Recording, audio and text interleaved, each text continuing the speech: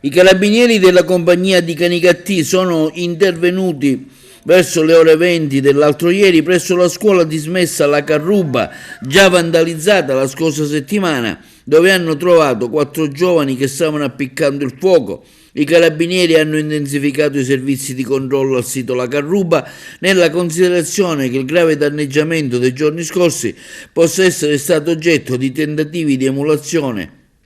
notando dei movimenti sospetti, e hanno deciso così di intervenire proprio mentre al 112 giungevano alcune chiamate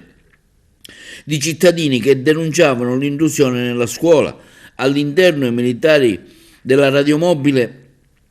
hanno trovato un maggiorenne e 3 minorenni, uno dei quali minori di 14 anni, che dopo aver incendiato il sipario del teatro scolastico stavano demolendo gli ultimi arredi rimasti nel sito. Condotti immediatamente in caserma, i minorenni sono stati affidati ai rispettivi genitori e verranno deferiti alla Procura della Repubblica presso il Tribunale per i minorenni di Palermo, mentre il maggiorenne è stato denunciato in stato di libertà alla Procura della Repubblica di Agrigento.